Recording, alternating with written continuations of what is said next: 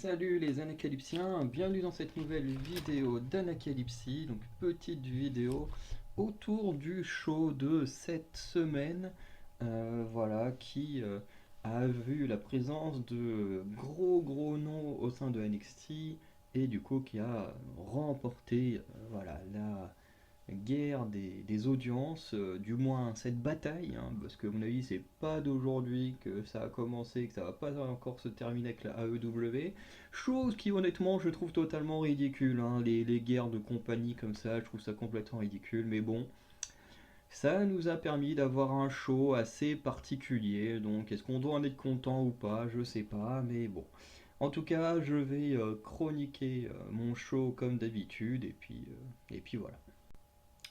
Alors du coup, on a ouvert sur Cody Rhodes, hein, Cody Rhodes qui est acclamé par la foule de manière assez incroyable, hein, mais bon, c'est le cas à Raw, donc c'est pas étonnant que ce soit également le cas à NXT.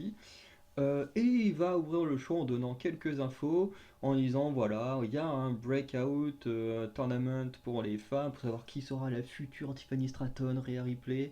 Alors, il donne des noms comme ça. Quand on voit les catcheuses qu'il y a dans le tournoi, bon, on se doute globalement, avant même que le tournoi ait commencé, que c'est Kelani Jordan qui va le gagner. Si c'est pas elle, je serais très surpris, honnêtement.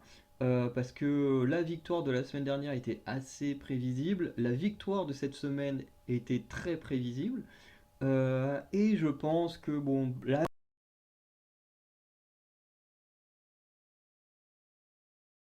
des matchs sont quand même assez prévisibles en termes de résultats. Mais le but c'est de construire, voilà, présenter déjà des catcheuses qu'on ne voit pas, montrer un peu plus celles qu'on voit peu, et du coup créer une future star. Voilà, comme l'année dernière, ils avaient montré avant que le tournoi commence un petit extrait de Roxane Perez qui avait gagné le tournoi, et aujourd'hui, voilà, Roxane Perez a été championne de NXT, du titre principal, elle a été championne par équipe avec Cora Jade. Donc effectivement, la victoire dans ce tournoi peut amener la catcheuse qui gagne très loin. Voilà. Et du coup, Cody Rhodes annonce que ce tournoi-là va également exister pour les hommes. Ce qui veut dire que on aura également un breakout tournament pour les hommes afin de déterminer un challenger à c'est qui le champion actuel, Ilya Dragunov. Même si je trouve que ça paraît compliqué avec des jeunes stars, des jeunes noms comme ça, de réussir à créer vraiment un exploit, de créer un suspense face à des champions comme Dragunov et Becky Lynch. Bon, ça c'est personnel, hein, je trouve que c'est complètement impossible, hein, que des gens de Breakout Tournament puissent avoir une seconde de chance de vaincre Becky Lynch ou Cody Rhodes, pour Cody Rhodes, Dragunov, mais bon. Le principe est quand même bien, on met en avant des stars qui ne sont pas toujours télévisées, dans tous les cas, moi je trouve ça très intéressant pour découvrir les nouveaux noms. Et forcément, il annonce aussi le Dusty Rhodes Classic Tournament. Alors, je sais plus si c'est vraiment dans ce ordre-là les mots, mais bon, voilà. Du coup, qui est un sorte de tournoi également, mais pour les équipes. Voilà. Donc, on aura un tournoi, enfin un breakout pour les hommes, un tournoi pour les équipes, en sachant que celui pour les femmes continue toutes les semaines. Même si j'aimerais qu'on ait un peu plus de matchs de breakout tournament féminin, parce que là, on n'a que deux matchs, en sachant qu'il en reste encore deux pour le premier tour. Après, il reste les deux demi-finales, ensuite la finale. Et je trouve que si on veut faire les choses bien, il faut que la finale elle soit à Halloween Havoc. Alors, soit la première nuit, soit la deuxième. Mais pour moi, il faut que ça se conclue lors d'un PLE, même si là c'est qu'un PLE thématique. Mais pour moi, il faut que ça se conclue à un moment comme ça, qu'on ait la finale là, et qu'ensuite on tease une histoire entre la gagnante et la championne. Même si, bah, malheureusement, on se doute bien que si c'est toujours Becky Lynch, il y a peu de chances que la gagnante du tournoi et gagne le titre, quoi. Bref, mais au moins ça la mettra en avant.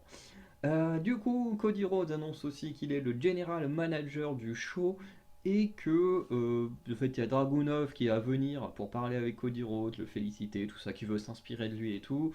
Dominique qui lui va venir un peu dans l'inverse, voilà, pour faire un peu chier tout le monde, hein. Et du coup, euh, il a Cody, enfin pas Cody, mais Dominique pense pouvoir avoir une chance pour le titre de Dragunov. Du coup, euh, du coup, Cody Rhodes va officialiser la chose. Ce soir, il y aura un match entre Cody Rhodes et Dominic Mysterio pour le titre de NXT, hein. Le titre de nord-américain a failli y passer, mais grâce à Mamie, Dominic a réussi à conserver son truc sans qu'il soit mis en jeu. Et du coup, chose, et j'ai trouvé ça dommage, parce que pour moi, la promo, elle était parfaite. La promo était parfaite, la petite discussion avec le public était parfaite, les annonces de Cody Rhodes étaient parfaites. Surtout si ça peut mettre également en avant des nouvelles équipes et tout. Enfin bref, c'était parfait. Là, les interventions de Dragunov et de Dominique, c'était parfait. L'annonce du match, c'était parfait. Et là, qu'est-ce qu'il nous dit Cody Rhodes? LA Knight sera l'arbitre spécial entre les deux. Ok, pourquoi? Ça n'a aucun sens. Parce que LA Knight, il est même pas en rivalité avec le Judgment Day. Donc ça n'a pas de sens.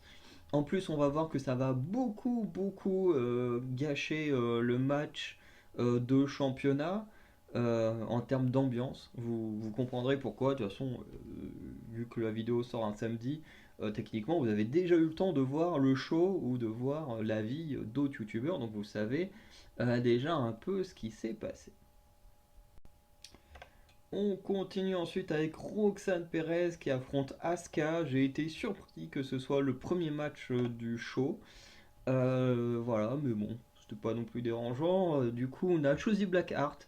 Pareil, Shotzi Blackheart, qu'est-ce que tu fous là? La meuf, elle est en rivalité avec Bailey. Elle arrive là, comme ça. Mais en plus, c'est même pas pour aider Asuka, même pas pour soutenir Roxane Perez, juste pour se foutre à la table des commentateurs. Bon, elle va faire un petit move à la fin, mais bref, je comprends pas ce qu'elle fout là. Enfin, elle est censée être en rivalité avec Damage Control. Surtout que ça s'est pas terminé son histoire avec Bailey, de ce que je comprends en suivant les reviews de Total Catch et de Sturi. Donc vraiment, la meuf, elle vient. Bon, le public est content puisque c'est quand même une ancienne meuf de NXT.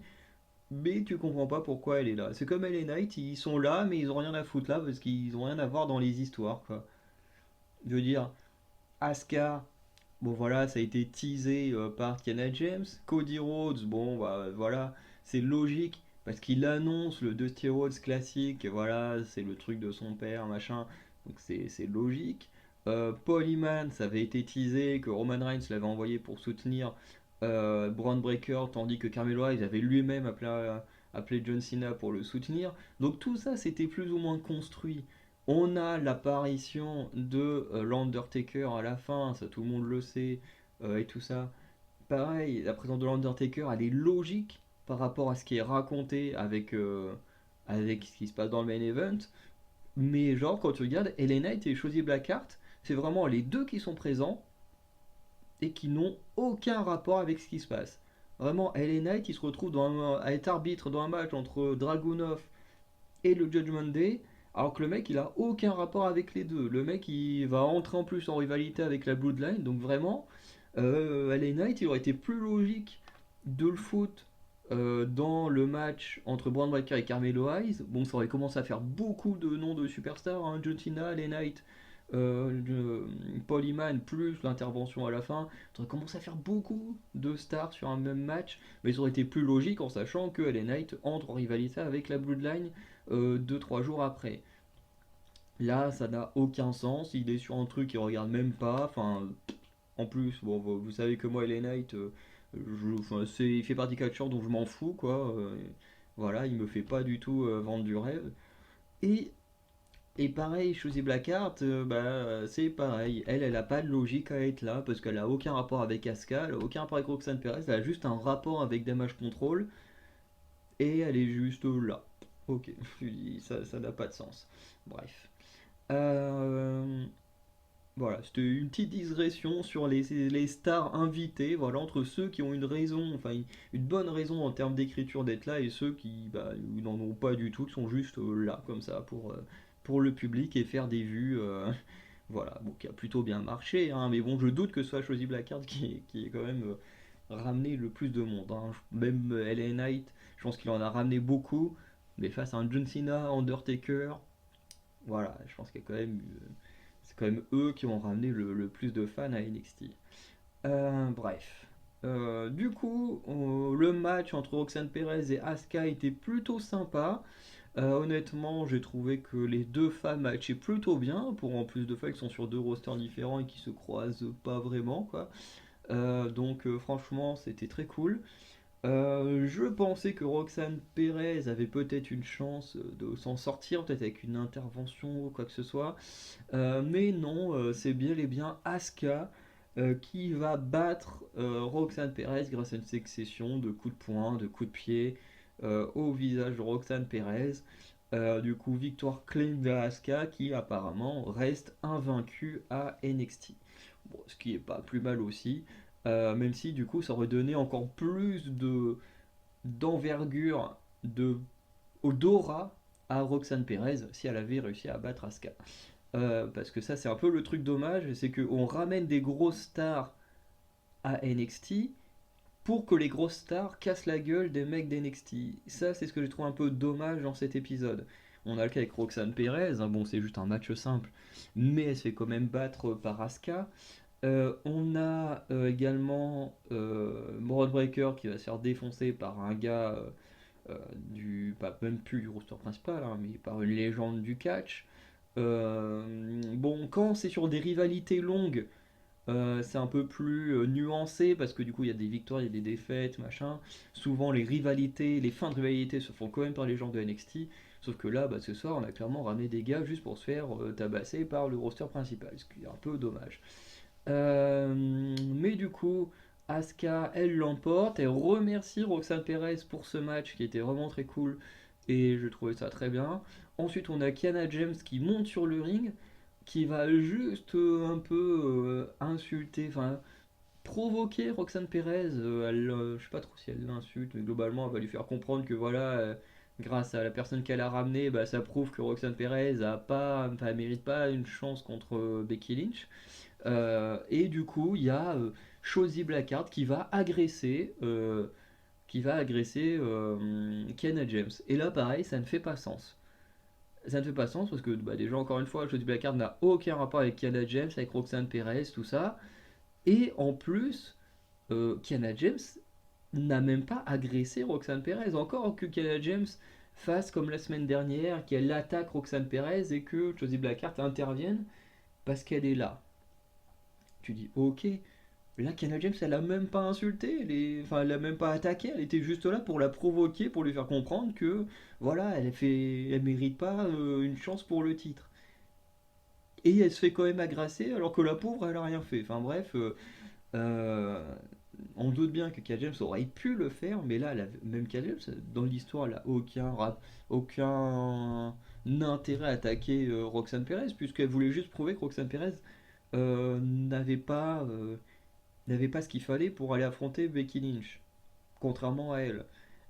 Donc, bref, Josie Blackheart, voilà, fallait juste faire un truc avec, mais honnêtement, j'ai trouvé que c'était pas totalement justifié. Voilà. Ensuite, on a eu un 3 contre 3 entre Gallus, Tyler Bate, pas Gallus et Tyler Bate, enfin Gallus, du coup, Mark Coffey, Joe Coffey et Wolfgang contre du coup Tyler Bate euh, et les Brolin, enfin une partie des Brolin Brutes, hein, puisque notre ami Sheamus est absent, mais du coup contre Butch et Ridgeland dans un bar rules match. Donc en gros c'est un match Extreme Rules mais dans un décor de bar tout simplement. Voilà, faut pas s'emmerder à chercher ce que c'est. Et le match en vrai il était plutôt sympa. Un peu brouillon, faut quand même se l'avouer, hein. Il y a des moments, il y a plein de choses qui sont assez illisibles, hein, parce que bah, t'as 6 catcheurs qui s'affrontent, pas toujours au même endroit, donc c'est un peu la galère. Et en plus, ben, quand ils sont au même endroit, des fois, t'as pas l'impression que ce soit logique. T'as l'impression qu'ils viennent à l'endroit parce que la caméra est là, mais pas vraiment parce qu'ils combattent là. Et ça, j'ai trouvé que c'était un peu dommage, et en plus, c'était quand même très voyant. Voilà, ça gâche pas non plus le match, hein, qui est vraiment sympa. Mais ça fait quand même un effet bizarre. Des fois, tu vois se déplacer pour aller vers la caméra, alors qu'il pourrait se battre ailleurs, parce qu'il y a beaucoup de place. Mais bon, c'est comme ça. En tout cas, si on chipote pas, le match en lui-même était quand même bon, bien que Gallus ait quasiment fait squasher, hein.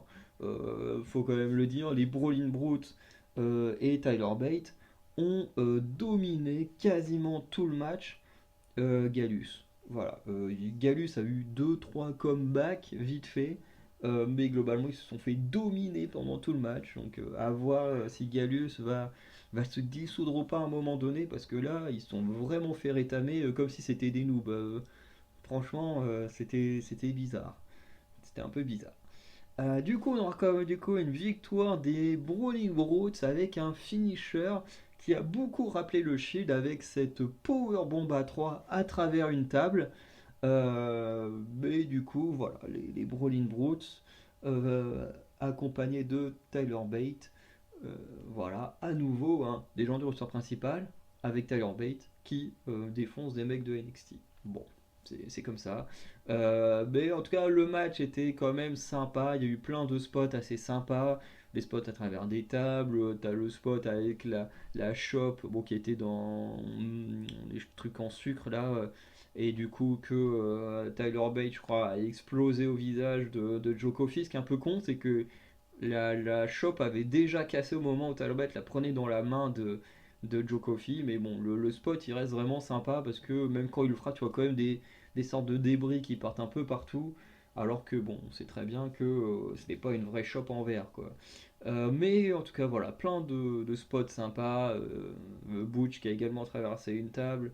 Bon, le match était cool, mais je trouve que c'était un peu quand même brouillon à suivre, bien que c'était sympa.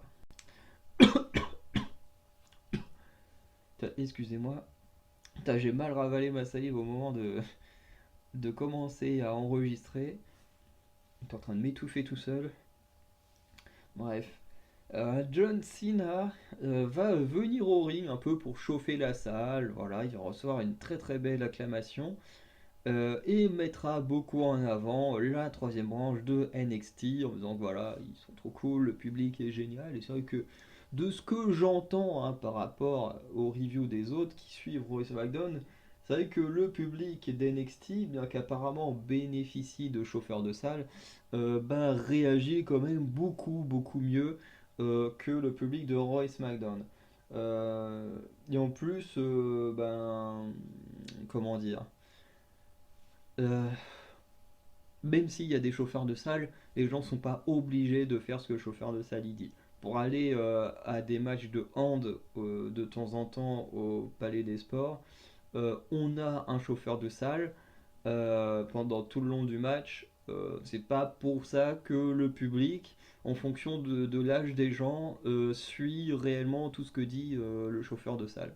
Bref, tout ça pour faire une parenthèse, c'est qu'il y a beau avoir un chauffeur de salle, on peut trouver ça comme excuse pour dire que le public d'NXT est meilleur, sauf que ce public-là n'est pas obligé de suivre le chauffeur de salle. Bref. Cela jusqu'à l'arrivée de Braun Breaker qui va faire un face-à-face avec John Cena pour lui dire que oui, enfin le truc classique de heel, hein, oui, les gens sont pas venus pour te voir toi, ils sont venus pour voir moi. Ce qui est marrant, c'est que les heels, t'as l'impression qu'ils comprennent jamais quand ils se font huer, comme si pour eux, être hué, c'était un truc génial. Bref. Les deux vont un peu voilà, ça en va être plein la bouche. Et du coup, on aura John Cena qui va serrer, enfin qui va vouloir serrer la main de Braun Breaker en lui disant voilà, tu me manques de respect, tout ça, mais moi, voilà, je suis fair play, je suis prêt à te serrer la main et bon courage pour ce soir.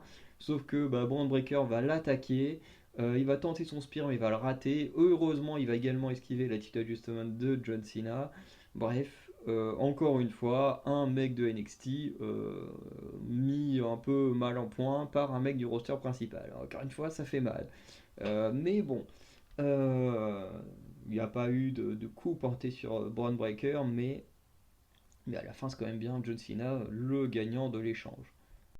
Ensuite, on a eu le match de championnat entre Dominic Mysterio et Ilya Dragunov avec LA Knight en arbitre, j'allais dire, en arbitre spécial.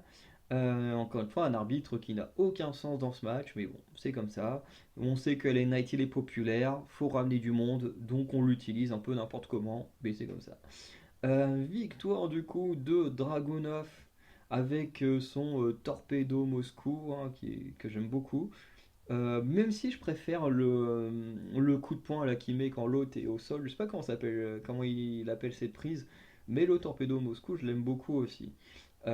Surtout dans le match contre Braun Breaker où il avait porté dans la nuque de Braun Breaker, c'était impressionnant. Bref, en tout cas, le match était vraiment sympa, même si c'est clairement pas le meilleur match des deux hommes. Parce que Dominic Mysterio s'est fait dominer pendant tout le match, hein, en même temps il affronte Ilya Dragunov. Mais bon, globalement, c'était un match où Dominic s'est fait dominer quasiment tout le long. Un match où Dragunov a été très, très bon, mais pas non plus. En fait, il n'a pas un adversaire qui le repousse dans ses retranchements. Alors, il y a la grosse claque que Dominique porte sur le torse de Dragunov. Vous pouvez le retrouver sur Insta, sur le compte WWE, ils ont fait un petit short là-dessus. Et, euh, et du coup, Dominique Mysterio va déguster juste après pas mal d'atémie dans la gueule après ça. Mais Dominique, en soi, voilà, il a eu très peu d'offense. Il a quand même réussi à porter un 619 qui était bizarrement vendu par Dragunov. Mais bon, dans la globalité, le match il reste bon. Mais sur les matchs que Dominique a fait, je trouve que c'est pas son meilleur match. Et de l'autre côté, pour Dragunov, pareil, je trouve pas que ce soit son meilleur match, mais le match restait quand même plutôt sympa.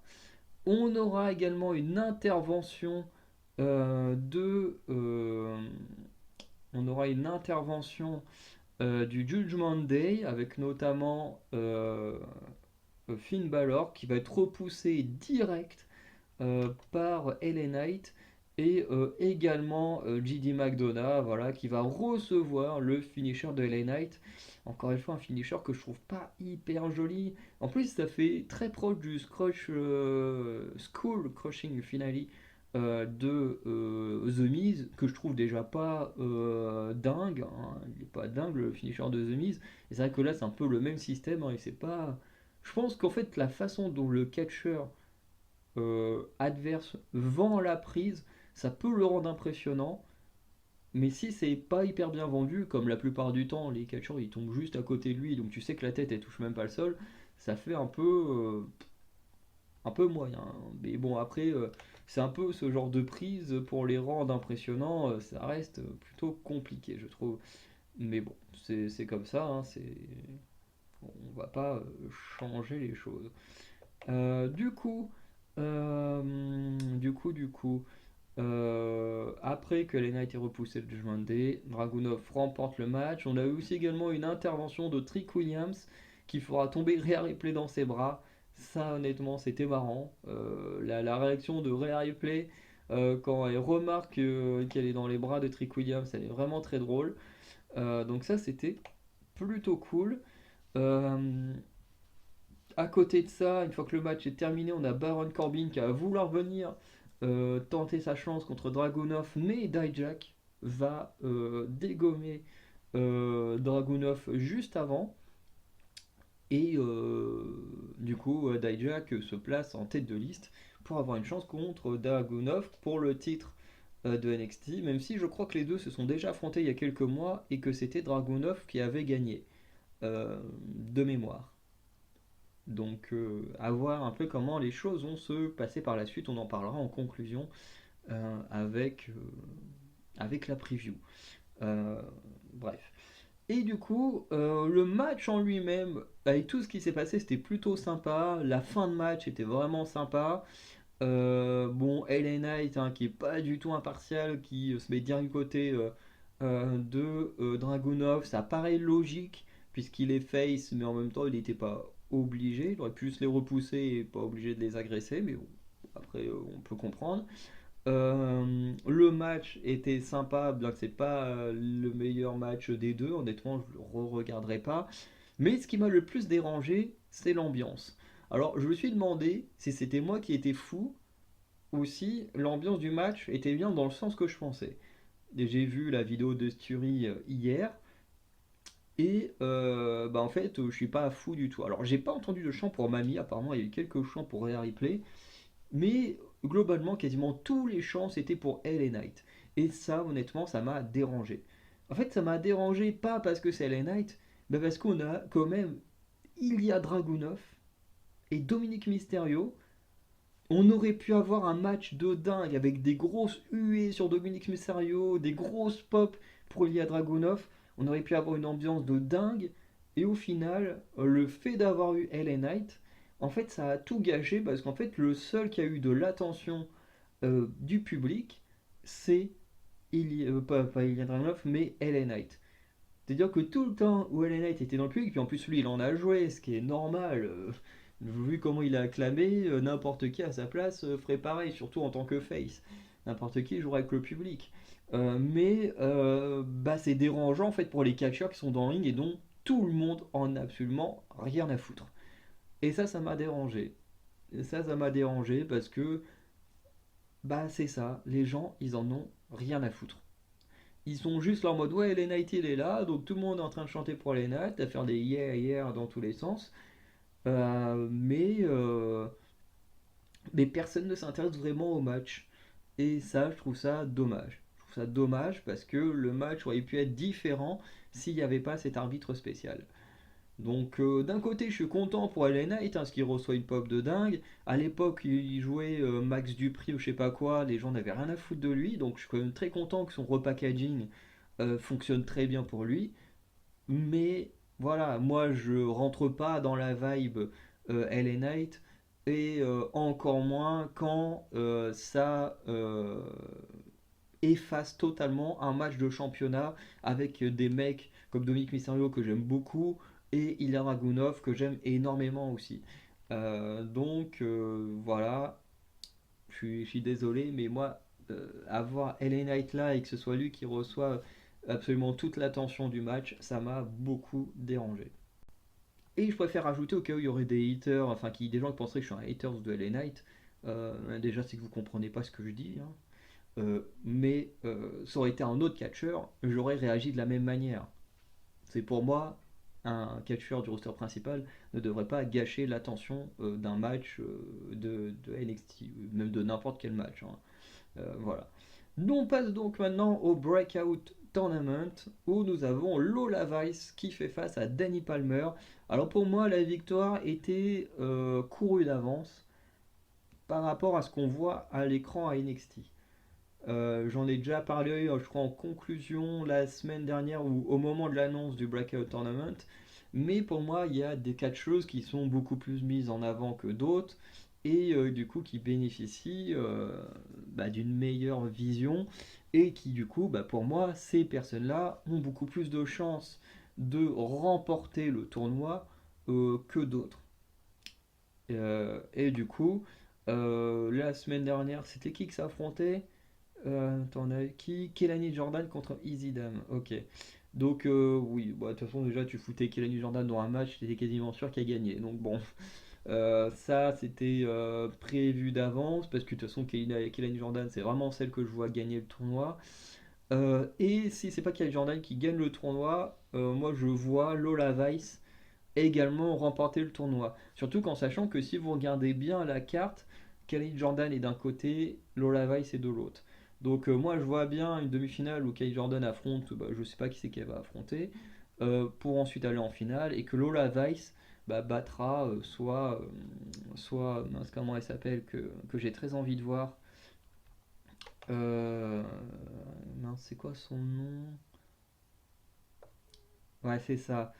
Kelly Jordan, elle va affronter soit Ariana Grace, soit je ne sais plus qui. Et de l'autre côté, Lola Vice va affronter soit Carmen Petrovic, soit ouais, c'est ça, soit Carmen Petrovic, soit Jaida Parker. Comme les deux, on les voit quasiment pas. Là, les deux ont toutes leurs chances de gagner. J'aimerais beaucoup que ce soit Carmen parce que j'aime beaucoup les gens qui font des arts martiaux. Et d'autre côté, c'est ça, on aura Ariana Grace contre Jakara Jackson. Je pense que Jakara Jackson a plus de chances d'aller face à Kalini Jordan. Mais moi, honnêtement, je vois une finale Lola Vice contre Kelly Jordan. Donc une face contre une heel en finale, ça paraîtrait plus logique. Et après, à voir laquelle des deux ils mettront le plus en avant. Mais du coup, comme je disais, moi je vois ça parce que ce sont les deux femmes les plus mises en avant du côté de NXT. Euh, Dans le sens où Kelly Jordan, on l'a beaucoup mis en avant, encore une fois, contre Cora Jade, contre Blair Davenport, soutenue par Dana Brooke. Donc voilà, on l'a beaucoup beaucoup mise en avant. Là, on l'a mis direct dans un tournoi. Si elle le gagne pas, c'est bizarre. Mais Lola Vice, c'est un peu pareil. Lola Vice, pareil, elle est beaucoup mise en avant avec Electra Lopez, et qui en plus qui remporte des matchs, Lola Vice. Euh, Après, vous pourrez me dire, oui, mais il y en a d'autres qui sont mis en avant. Alors, à part Danny Palmer qui est apparu une fois et en plus pour se faire agresser par Blair Davenport, bon, on peut pas trop ça être mis en avant.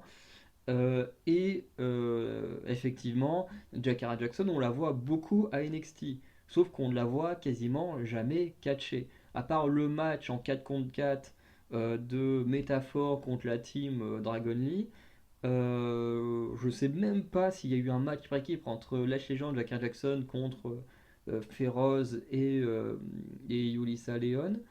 Bref, certes, Jakara Jackson, on la voit beaucoup, mais on la voit jamais catchée. Donc pour moi, c'est compliqué de voir quelqu'un qu'on ne voit jamais catcher gagner. Et les deux forcément qu'on voit le plus catcher, c'est Lola Vice et Kalani Jordan. Donc pour moi, ça paraît plus logique que ce soit l'une de ces deux-là qui remporte le tournoi, ou du moins qui se retrouve en finale. Bref, c'est une petite digression sur le tournoi, comme ça on verra comment se déroulera le tournoi, mais en tout cas moi c'est comme ça que je vois la fin du tournoi. Après, avec une Becky Lynch face, ce serait plus logique que ce soit Lola Vice qui gagne, du coup, d'avoir une face heel pour un match de championnat. Mais honnêtement, je sens totalement le Kelly Jordan gagner. Elle est beaucoup trop mise en avant pour une novice pour ne pas gagner ce tournoi, ce qui est un peu dommage pour les autres. Hein, où pour moi, elles paraissent pas, entre guillemets, crédibles pour gagner, mais bon, c'est comme ça.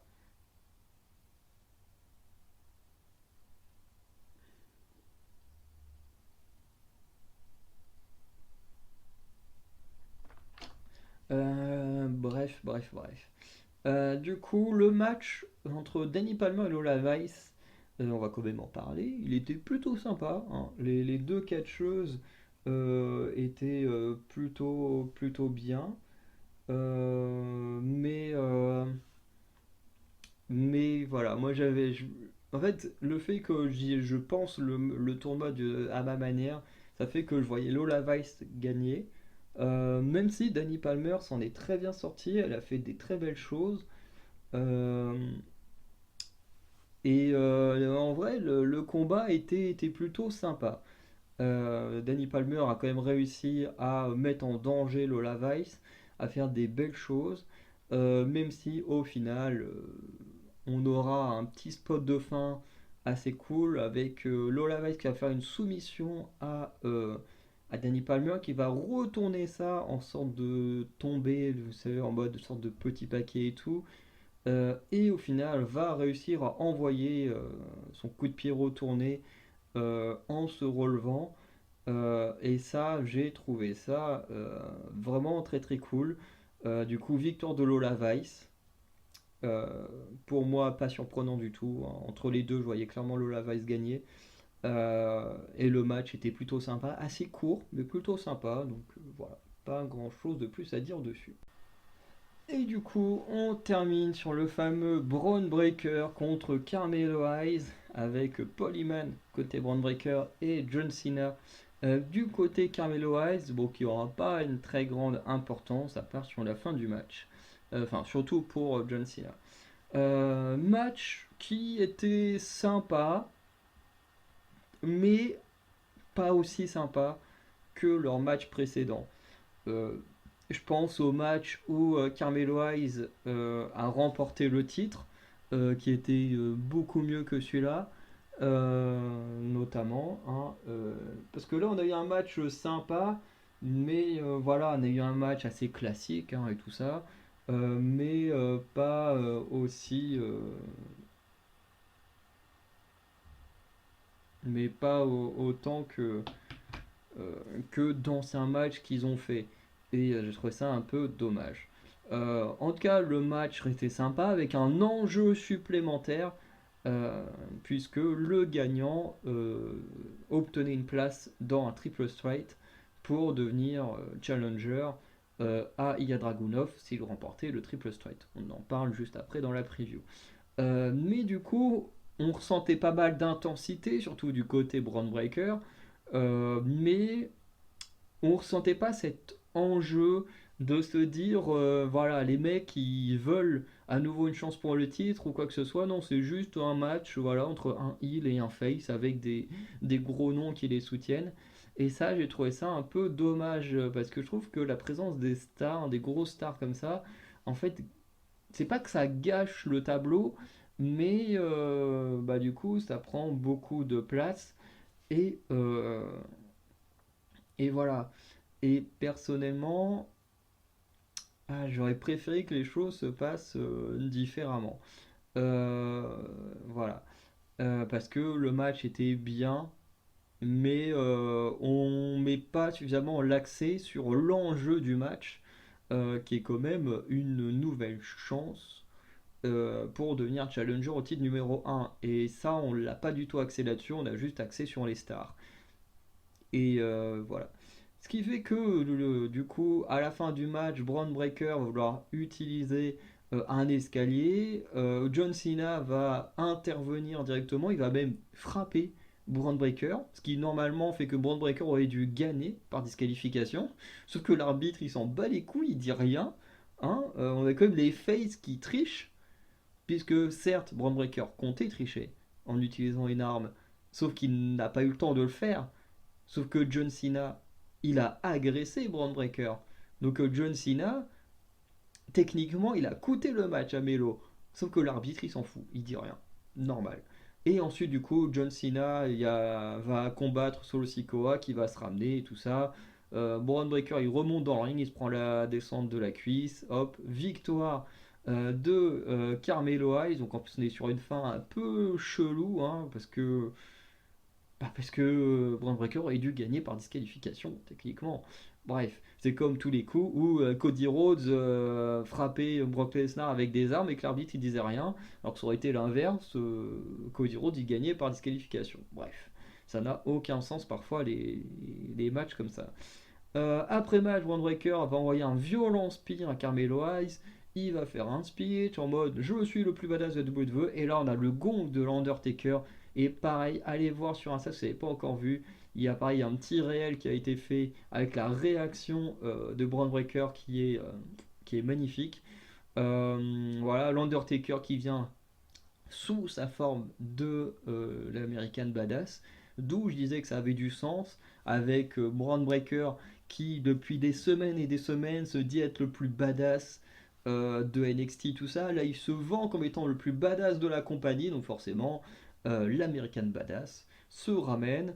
Il lui fait comprendre qu'il n'y a qu'un seul badass ici à la WWE en envoyant une droite puis un choc slam à Braun Breaker qui avait un peu manqué de respect hein, en le prenant pour je sais plus comment il dit, hold quelque chose, enfin bref, bref, voilà, Braun Breaker manque de respect à John Cena, à l'Undertaker, à deux légendes dans la même soirée, c'est pas mal, bien que quand même John Cena et l'Undertaker, avant de l'humilier, disent bien que voilà, Braun Breaker, c'est l'avenir de la compagnie, le futur visage. C'est ce que Paul Heyman va également dire.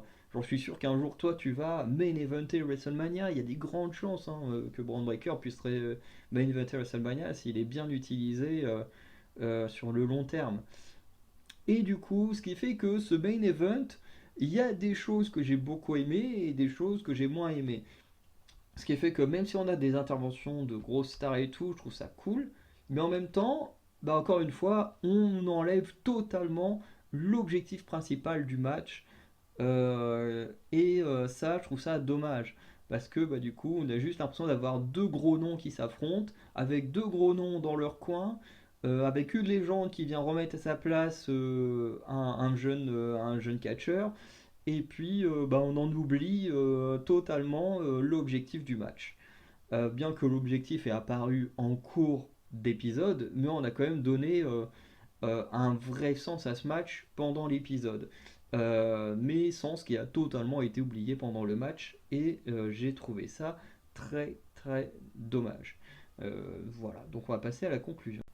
Dans la conclusion, du coup, on a du coup bah, ce deux trois matchs qui ont été annoncés. Donc on a Baron Corbin contre Dijak, puisque comme j'ai dit, Dijak il va agresser Ilya Dragunov, ce qui lui donne une place de challenger.